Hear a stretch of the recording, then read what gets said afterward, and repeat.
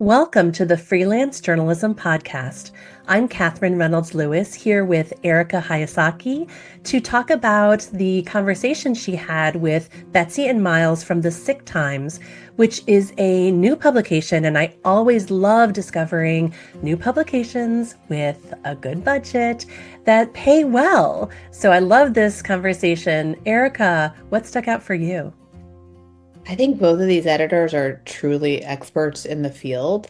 And just, I know from doing my own reporting that there are 400 million people that suffer from long COVID, and that's a built-in audience right there that they are targeting. It's a very targeted publication, but they have incredibly informative articles. They work with freelancers all the time, and they're really smart editors. So I was excited to talk to them. We hope you enjoy the episode too. Well, welcome to the Freelance Journalism Podcast. I am here as your host today, Erika Hayaski, and I'm an independent journalist with the IIJ, and I'm really excited to announce our guest today.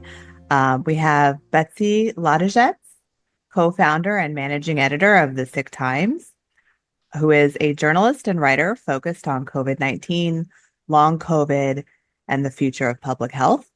Prior to The Sick Times, she ran the COVID-19 Data Dispatch, which was a newsletter and blog that provided news, resources, and original reporting on COVID-19 data.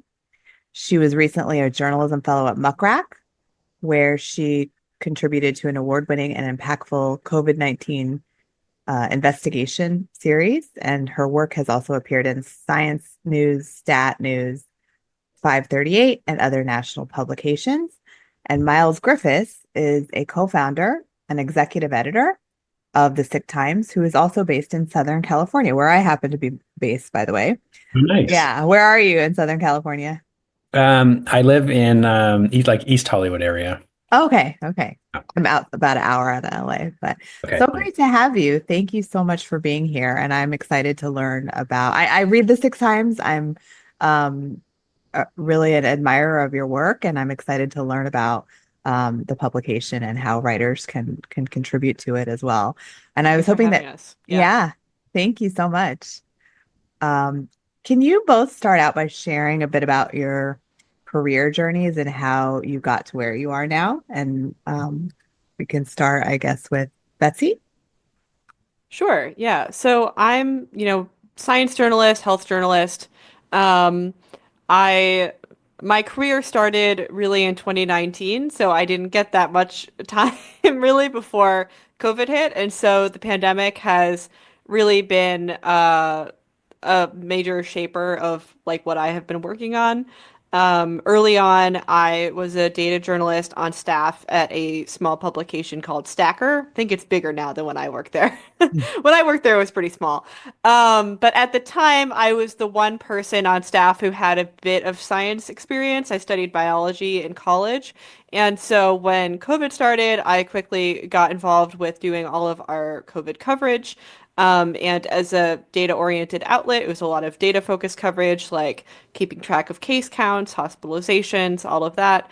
And I also was a volunteer for the COVID tracking project, which similarly did a lot of COVID data work. And so I began writing myself about what was going on with COVID data. I started a newsletter and blog, and then I ended up leaving my staff job to freelance. And really, COVID data was my beat for a long time. I also started covering more long COVID towards like 2021, 2022, following the research, following the US government's response to it, which largely has been the National Institutes of Health Recover program. And I think I just realized that there was a real need for that coverage, and specifically that the people who were most avidly reading and following my work were people with long COVID who really appreciated like reliable coverage that was including like lived experience perspectives and just telling people what they needed to know as they were trying to figure out life with this often very challenging and debilitating disease. So that kind of led me to the idea for a news outlet specifically focused on this issue. And I was very grateful to Miles for just like immediately being on board with the idea. And that's kind of how the Sig Times came about. Yeah, Miles, can you tell us about how you got involved and got on board? Yeah, I started freelancing in 2016, 17, right after I graduated. Um, I kind of had a bizarre early career. I did like celebrity profiles and just sort of just anything, like any writing job I was down for early on. The life of a freelancer. Yeah, exactly. But I wasn't finding it as meaningful over time. So I started doing like more like climate change reporting, and I really enjoyed that. And then the pandemic hit, and then yeah, I got sick with long COVID in early 2020, and have been disabled with it since. And I just started reporting on it from a personal angle. Like I would write essays earlier in the pandemic, and then I started to cover it using all the skills I've learned through journalism and freelancing from like a science perspective, a social perspective. Um, and then yeah, Betsy and I connected on social media. There were like in 2022, there weren't a ton of journalists covering long COVID. And it was really hard to get stories into publications then. I don't know if it's probably still difficult now. There's still such a stigma against it. So Totally. we just sort of like commiserated. We would share tips about, different editors who understood the issue and would take on stories.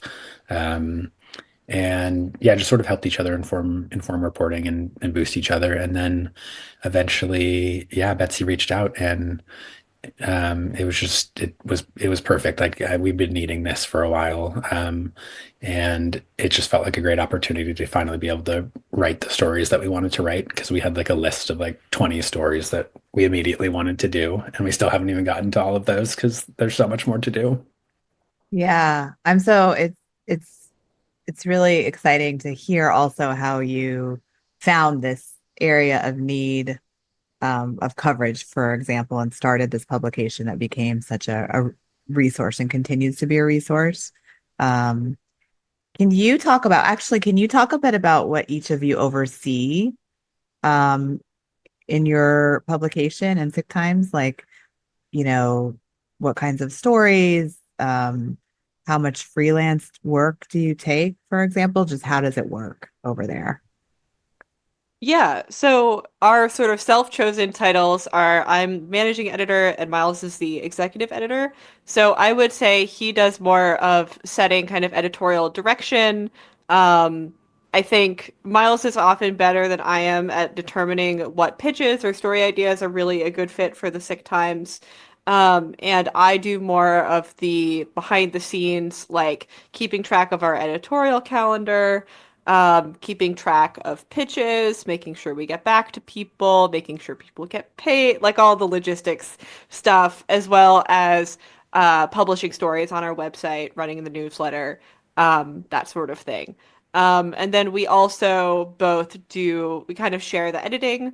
So every piece that goes up on the site is generally read by both of us. So if one of us writes something, the other person will edit it. Or if a freelancer writes something, we kind of split those pieces up. So one of us is doing more of the in-depth, like first and second round edits, and then the other person will do a top edit.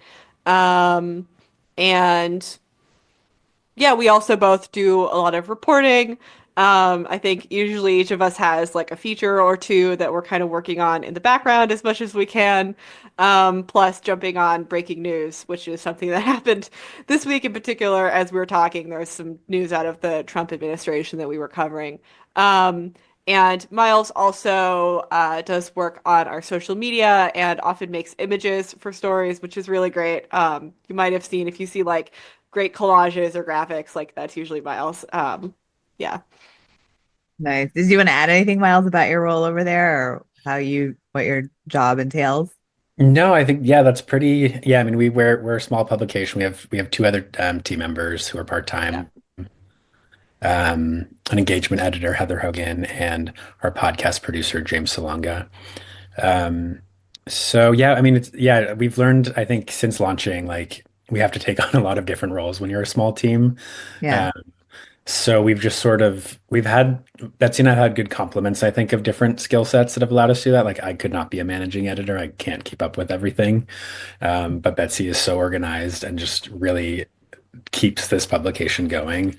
Um, and I sort of leaned in more to like doing social media and figuring out how to do graphics. Like that's not a skill set I initially had, but I'm just sort of learning over time. But yeah, to answer your other question about our freelance, we accept two types of pitches for reporting Mhm. features. Those are usually about 1,200 to 1,500 words, and we pay 1,300 for those. And then we do commentary, so usually like an essay, personal essay, or op-eds. We usually like a strong argument that we haven't heard. Um, within within media about long COVID, advancing, treatments forward, talking about different aspects of long COVID that go overlooked in other media. So those are our main two that we are usually on the look for. So we have more substantive guides that kind of help readers on our website and possible contributors. So we're also happy to talk more about that as well. Yeah, that does actually lead to my next question, which what is an ideal pitch for your publication? I'm glad you mentioned the sort of range of lengths and pay, and I'm just wondering, for people who are out there and want to pitch you, what is it that you're looking for? What does a good pitch look like to you, whether it's an op-ed or a feature piece or whatever that might be? Yeah. Yeah, Uh, I guess, do you want to yeah. talk about one and I'll do the other? Yeah, you do. Yeah, do you choose whichever one? I'll do the other one. Okay. Um, yeah, I guess for reported stories, generally we have a list of topics on our website that we're interested in, but stuff that we're like particularly looking for right now, coverage of long COVID research trends, particularly potential treatments. There's a lot kind of being studied right now, and we want to make sure our readers are informed about all of the most exciting science and what their treatment options might be in the next few years, hopefully. Also issues with healthcare, a lot of challenges that people are facing there. So we try to we like to cover different challenges and different issues, things within like social services and supports.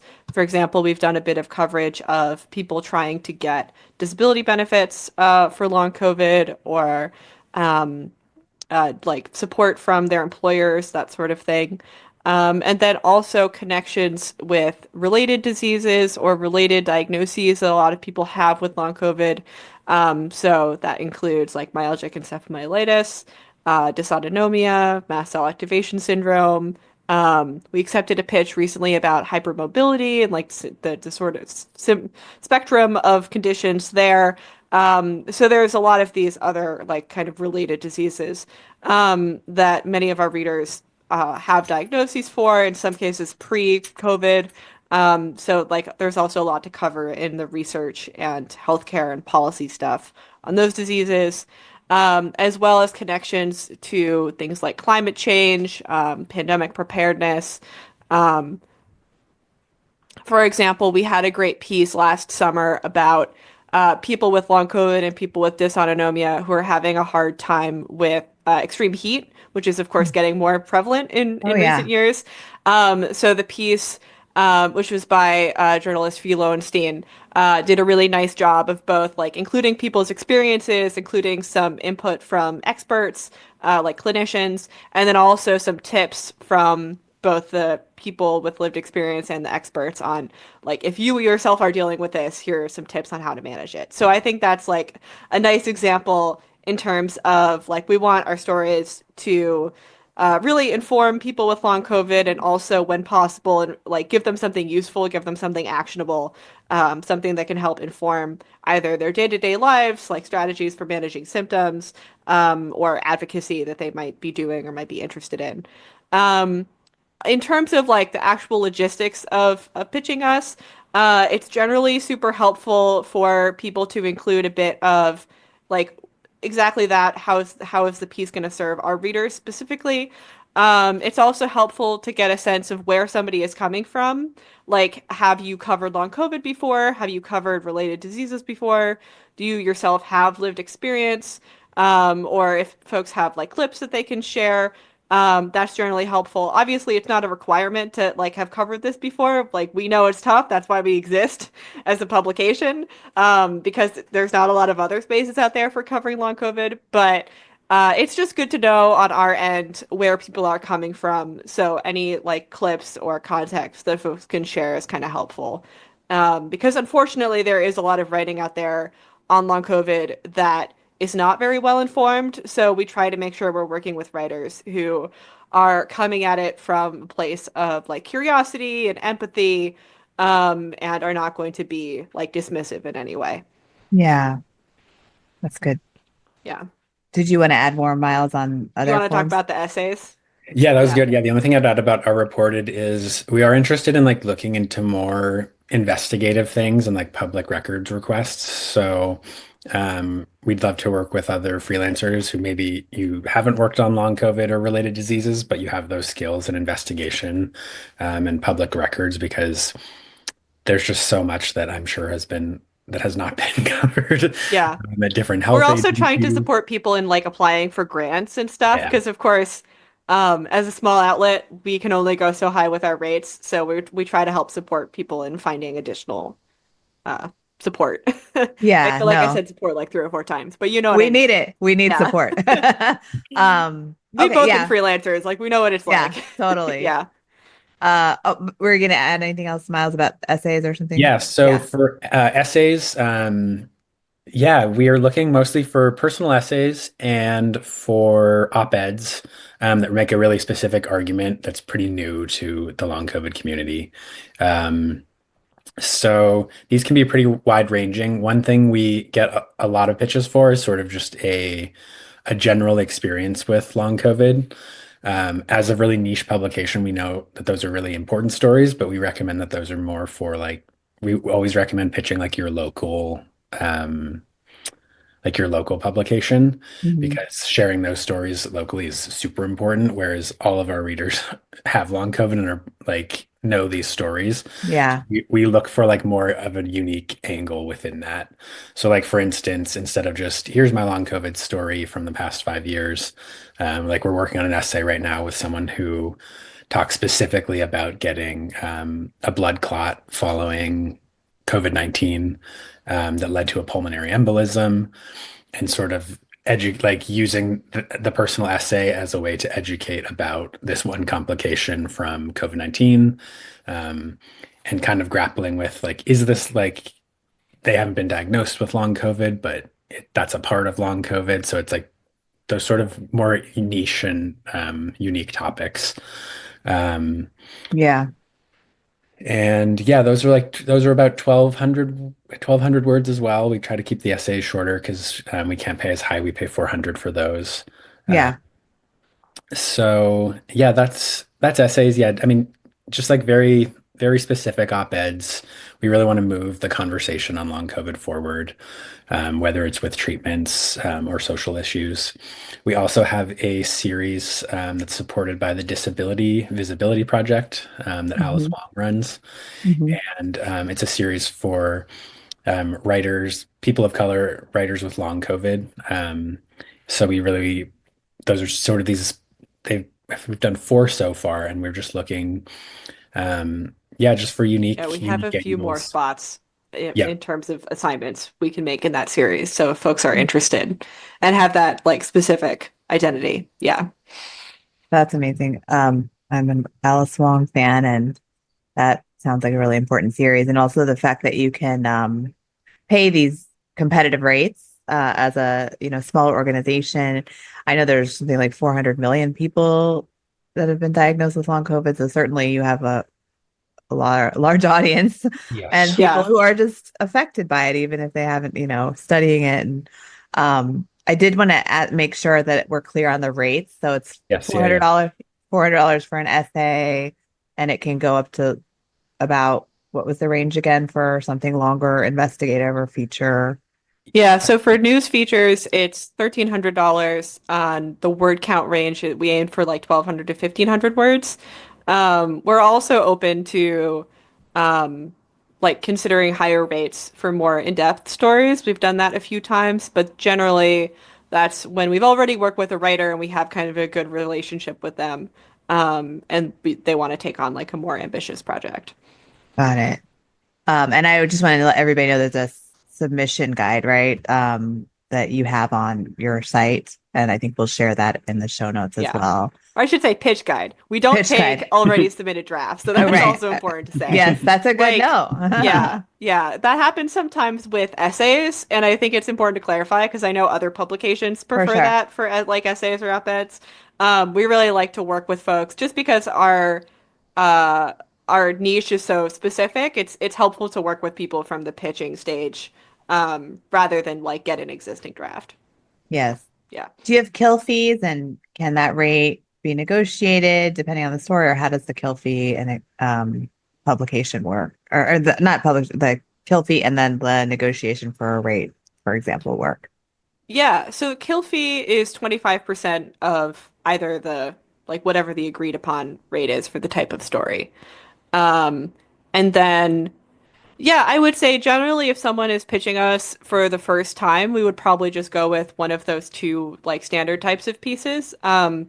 But certainly for longer stories or more like investigative stories, we're open to negotiation as much as we can within our budget. Yes. Yeah. And also, freelancers are often thinking about the contracts and copyright license terms. Is it work for hire? What are the derivative rights? And does the freelancer retain the rights to a book, for example, if they want to eventually write a book on their experience or on something else? I can start with those sort of technical questions. Yes. So those, I know that yes to retaining rights for a book. And we don't have like an indemnity clause. Yes.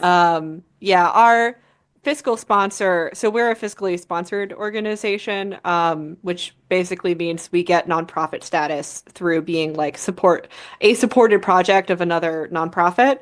Our fiscal sponsor is the Muckrock Foundation, where I used to work as a journalism fellow. They're a really great organization that supports public records requests and also does like investigative and public records based reporting. And they like include us in some of their like legal policies and stuff. So we're able to also support writers. That hasn't happened. We haven't needed it yet, but you know, yes, it's good to have that as a resource. Yeah, one other thing that is included in our contracts with freelancers is that as a like nonprofit outlet, we make all of our stories available open source, so other outlets can republish from us for free. Of course, if a writer would prefer for that not to happen, like we have an essay coming up where a personal essay where the writer asked like they would prefer for that not to happen. Like that's always fine, but like generally, we like to make stuff available just so that our work can help to potentially reach broader audiences. Yeah. Great. And I wonder, you mentioned a few stories that have come to you before that were pitches, but I wonder if you could give a specific example of a freelance pitch that worked really well for you, and why it resonated. Good question. Let me look at our calendar quickly so I can think of a good one. It could be any freelance piece that you appreciated, I guess. Yeah. I mean, one that really stood out to me was we had a writer and researcher who's a sociologist reach out with a piece about friendships throughout the pandemic. So it was more of like a social issue. It wasn't, specific like 100% specific to long COVID, but it was sort of about the experience of what it's like to be living with long COVID or being, trying to avoid getting COVID-19. Mhm. Because a lot of our audience is also not always just people with long COVID, but it's people who don't want to get COVID-19 and want to be informed about the latest on research. Yeah. Um, so this was a really interesting pitch because I think it just looked at just like it was one of our more popular stories because I think it hit sort of this vein that a lot of people um, have felt really abandoned by friends, family, society, and it really went in and gave a voice to that so many people with long COVID identify with. Yeah. So that was a really powerful story that um, yeah, that just stuck out because it's just something that's not covered in the mainstream. Like that viewpoint in the mainstream is always like, look at these people still taking precautions. They're so weird, like Right. Right. where it was like this is really hit home on a lot of different aspects of long COVID and just the continuing pandemic. Uh, Yeah. It humanizes the yeah. experience overall. Yeah, the writer actually did a survey to ask people for their experiences, and they got like 2,500 responses, which is just a lot. Like, if you're a journalist Wow. and you've ever tried to survey your readers, that's like a lot. So I It think that just showed the really is. topic and the question really hit home for people. Yeah. Wow. Um, so sometimes as a freelancer, when we're pitching, it's very hard to even get a reply. And I know editors are getting tons of pitches plus doing their own reporting work and everything else that goes along with it. And I'm just wondering, what a freelancer can do to break through, and get on your radar. How do you have any advice for how to do that? And also just maybe what it's like to be on your end, knowing that you have so much going on. It's hard to read all the pitches. Yeah, we do try to respond to everyone. Sometimes if we get like a bigger influx, it's tricky, but I try and keep track, and we also talk through all pitches that we get as a team in our weekly editorial meetings. So Miles and I and our other two team members, Heather and James, will all sort of talk through things. And so I think that helps because it's not just one person making a decision, basically. But the flip side of that is sometimes it does take a little more time. For example, if we want to ask, like, to clarify something with a writer and then they get back, they might have to wait another week because we were like bringing it back to everybody else to kind of discuss again. So that's one dynamic, I guess. But certainly, I think having like a clear subject line that expresses that it is a pitch and like this is what the pitch is about, I think is helpful. Making sure you are including all of the elements that we ask for in our pitching guidelines, like clips or like some point about your experience or why you think you would be a good person to work on a particular story. Those are often things that people don't include, and then we have to go back and ask. So it's just nice to have that kind of upfront. Um, and Following up is great. I never like I don't mind. Generally, uh, we try to, if we are interested in a pitch, we'll probably get back to people within like 2 to 3 weeks at most. So if it's been a couple weeks, feel free to follow up. Um, yeah, Miles, am I missing anything? Yeah, I mean, I think one of the biggest things that I learned through as a freelancer and then now being on an editor side is like really read the publication that you're Oh yeah. pitching Yeah. and try to really get a sense for like the voice and what kind of stories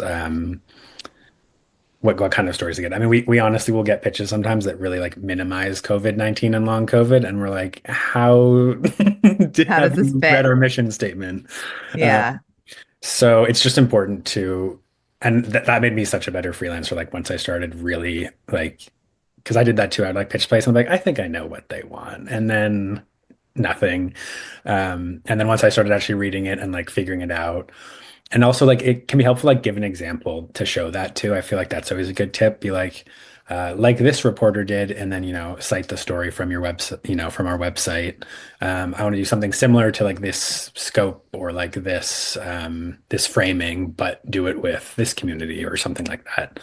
Um, Yes. that can be really helpful because it gives the editor like, oh yeah, we know that story, we assigned it, and we could see how this could be a helpful framework for another story.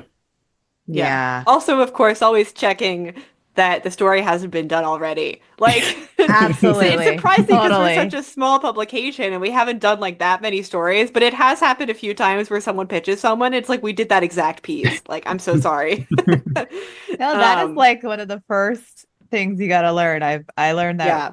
many years ago because a pitch had I was working very hard on a story and it had already been done. So it's like the easiest way to get it rejected. Yeah.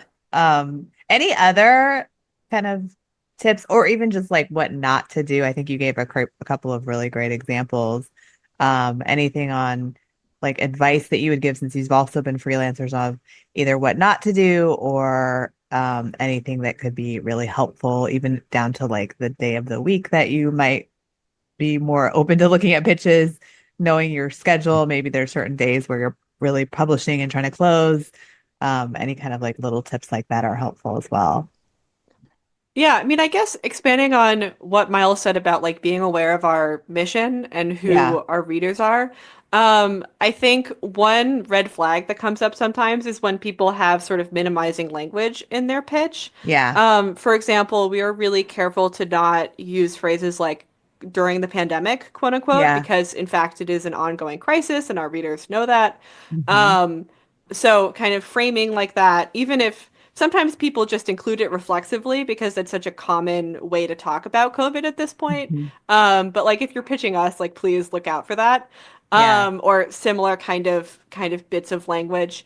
Um, Timing wise, I guess the weekly meeting that I mentioned happens on Tuesdays. Okay. So pitches that are sent earlier in the week, we'll like talk about them more quickly. So that's maybe another thing to keep in mind. Yeah. Good. Anything else, Miles, that you wanted to add on that?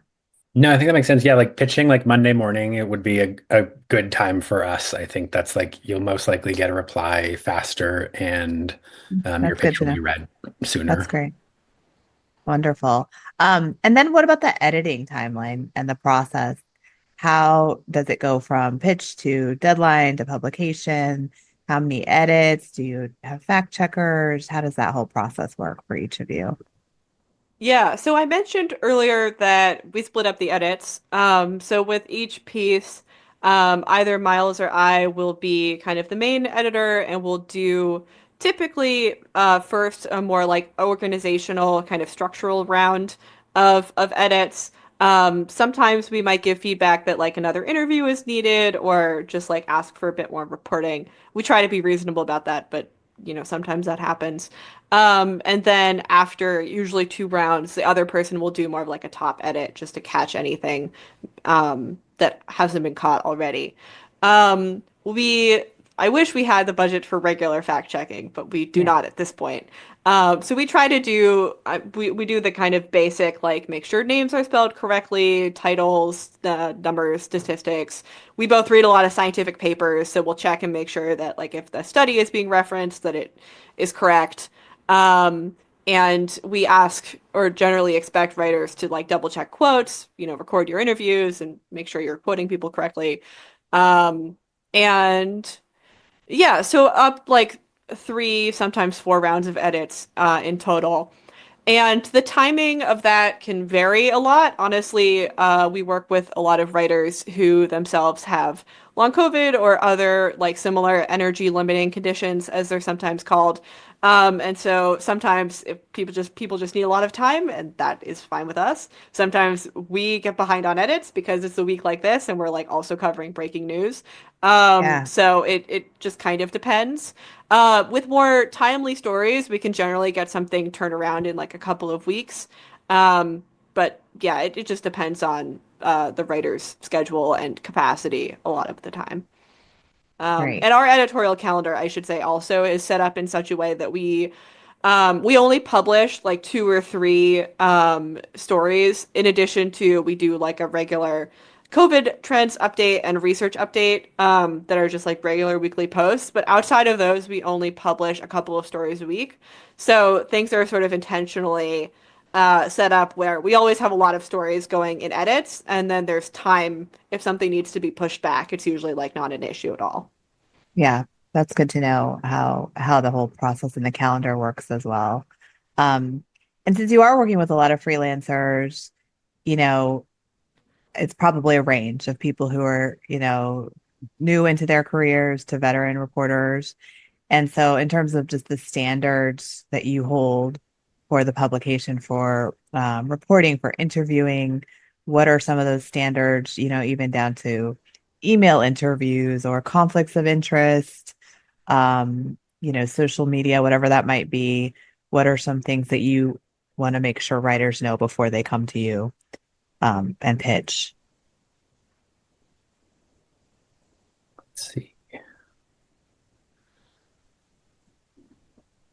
I think, yeah, Betsy, do you have anything that comes up immediately?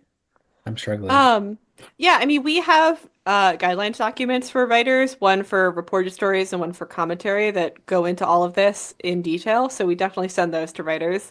Um, I guess for reported stories, it's always super important that people with lived experience are included and are featured. And also that folks are not just used as like anecdotes about their experiences, but are actually treated as experts. Mhm. Because people who have long COVID are experts on long COVID. So that's one kind of important thing with the reporting process. Um, Generally, given the like dynamics of this disease, we're maybe more okay than other publications with things like email interviews. We Yeah. want to make sure that like folks are able to contribute. Um, so we tend to be pretty flexible, and we encourage writers to be pretty flexible. Um, I would say a lot of the writers we work with either are people who have like lived experience, or in some cases, maybe someone who's like a partner of someone with long COVID, or like has close friends and kind of understand the condition really well and like are coming at it from that personal experience.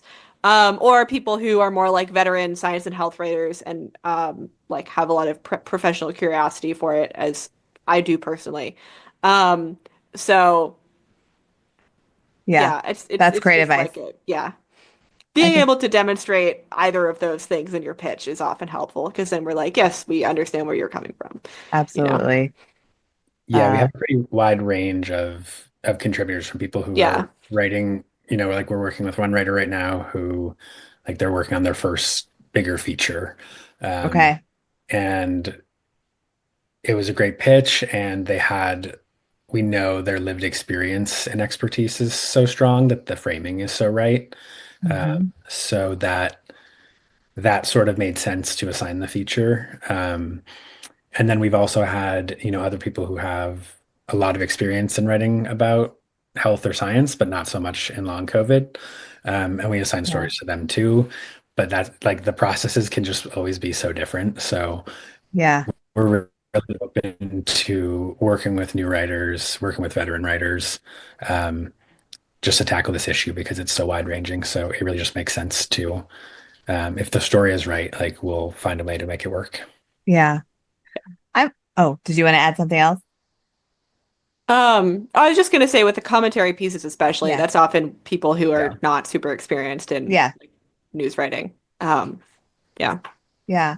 I'm just so curious, from a freelance perspective, and now as, somebody who's both of you are like running this publication, and we're in this media environment where there's, it's dark, dark times, not a lot of money, not of fun, not a lot of funding, layoffs and all of this. You started this publication, and do you have any kind of advice for others who are going in and like launching their own, publication, their own mission, their own media public outlet, which is become, and yours has of course become so successful. So I'm wondering if you Oh, I could don't talk know. a We're little. still trying to fundraise, so maybe don't speak too soon. Is it? It's widely read. It's a Yeah. well-trusted source for Yeah. sure, and it's filling an area of need. I think that is Thank also you. so Yeah. critical, right?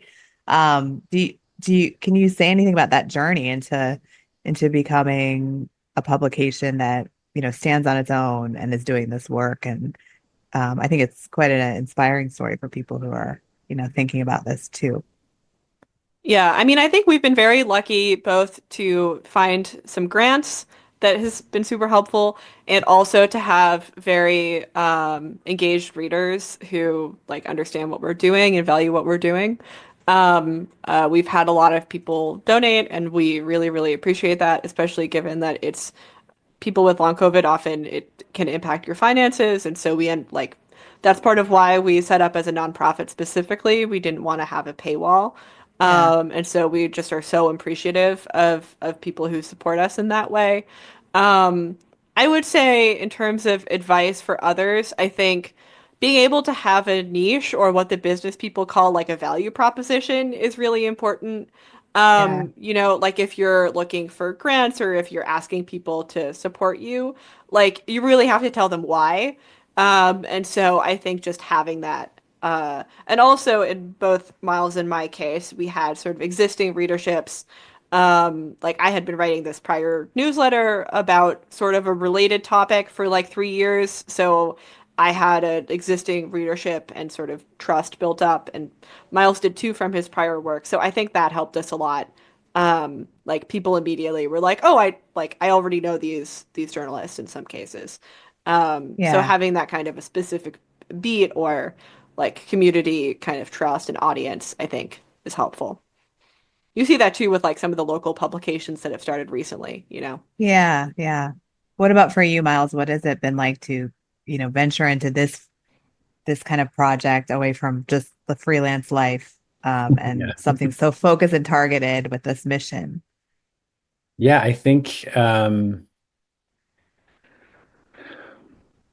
it has been, I mean, yeah, like the biggest tip I have is sort of that to sort of start slowly. Like I mean, we took a pretty big leap. Like we had hoped to get funding when we launched, but it didn't Mm. come when we launched. So we worked for about 6 months, largely unpaid, just trying to make it work.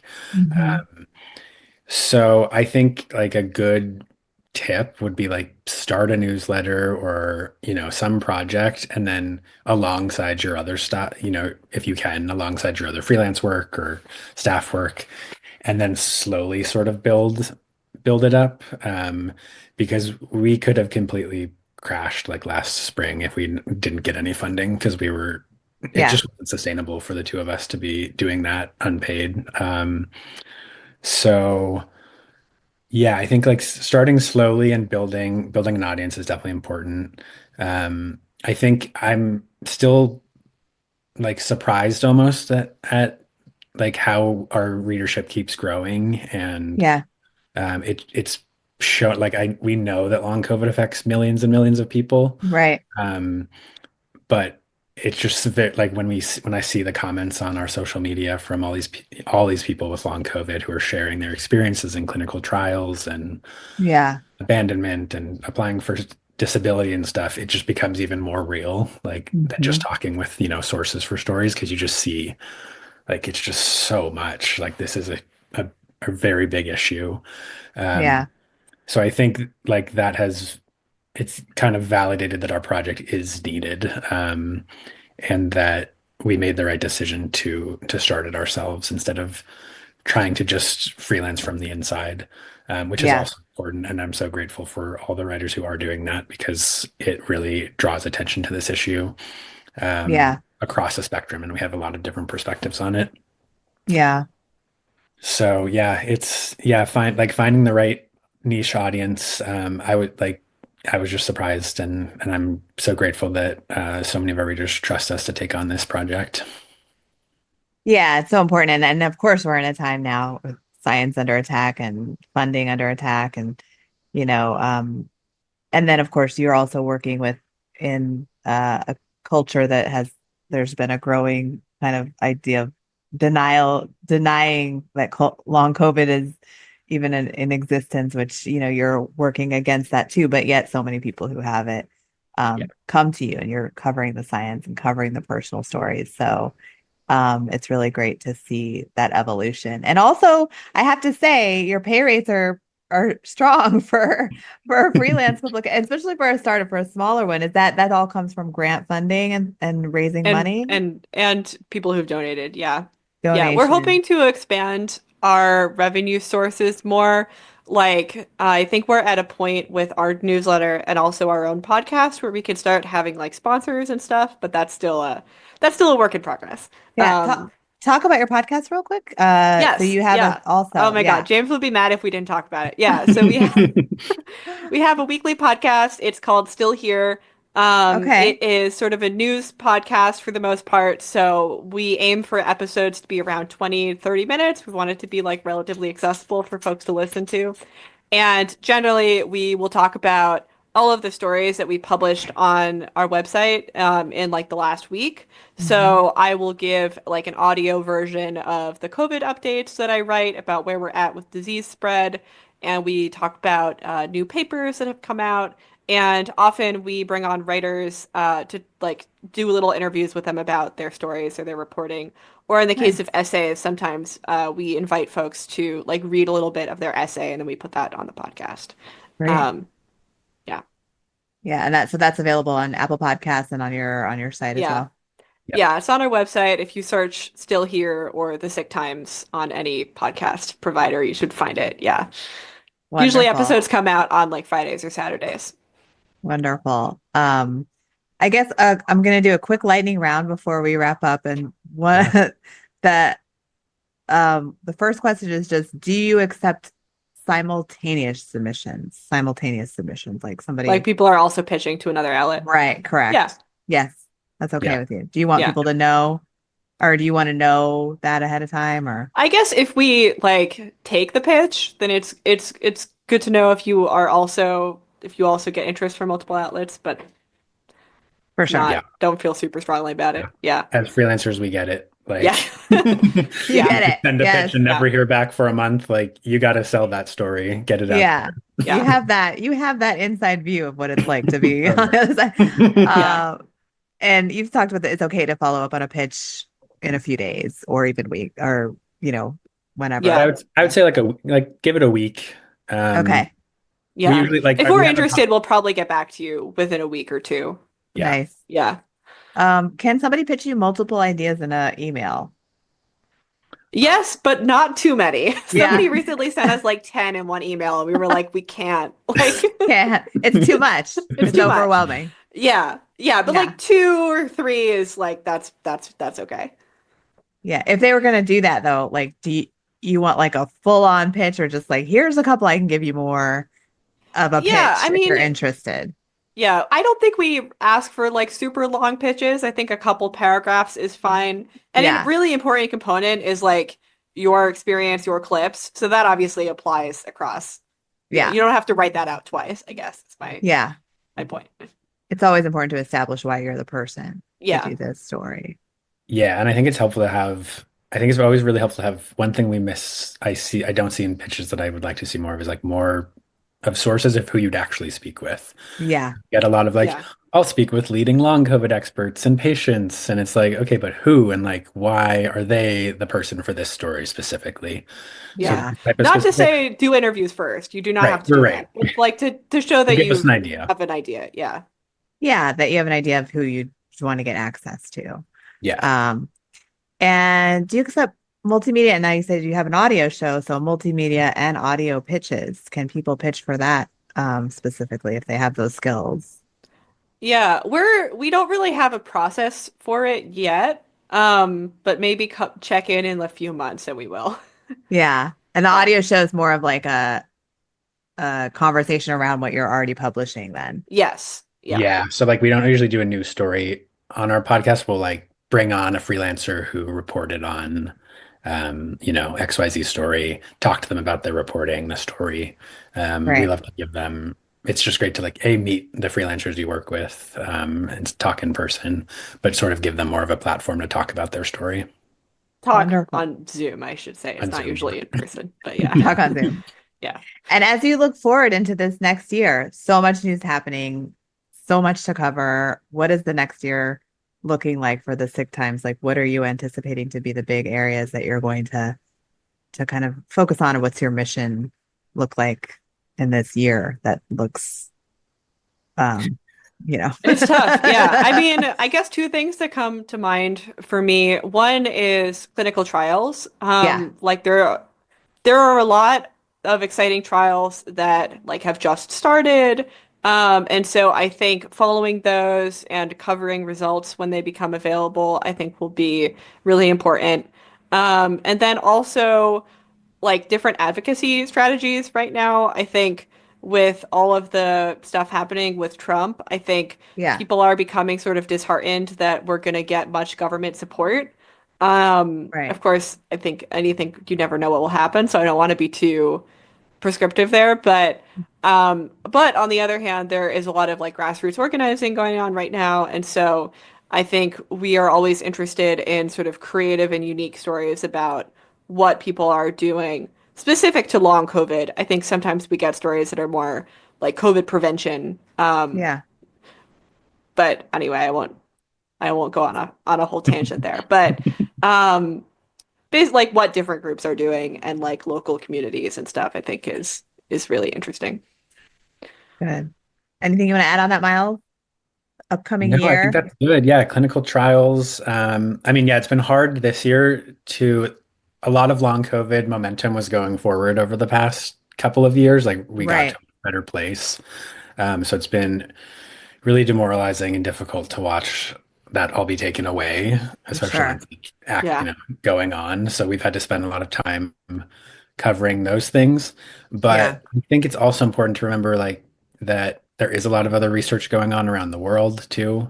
The Mhm. US has a lot and is very foundational in a lot of research, but there are other trials going on in other countries, and we want to continue to cover those too. One thing we haven't talked about is that we do international coverage. Mhm. So we've done stories from South Africa, from India, UK. Where else? What else am I forgetting? Australia, Mhm. We have one coming up looking at Germany, Germany. Yeah. um, Mhm.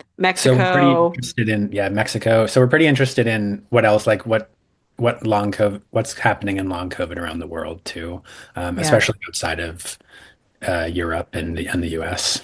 Yeah. So it sounds like for international freelancers too, there's more opportunities as well to look at those Yep. issues. Yeah. Well, It is helpful to have a more specific pitch. Like just don't just say I'm going to cover long COVID in X place. Like, sure. but yeah. Specific is always good. Access Yeah.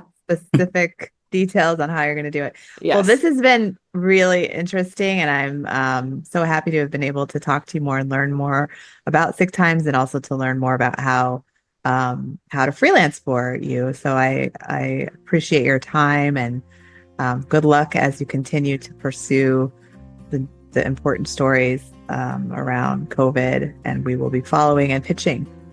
Thank you. Thank you so much. for having me. much. The Freelance Journalism Podcast is a production of the Institute for Independent Journalists.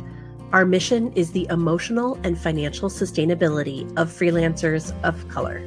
Learn more about our work at theiij.com and use the code POD10 for a discount on our annual conference and other events open for registration now. That's POD number 10. And please leave us a review on Apple Podcasts, or like and subscribe to our YouTube channel, or both. You can find our free webinars and other offerings on YouTube. And your recommendation and sharing with friends is the greatest compliment and helps us discover new listeners. Thanks for listening.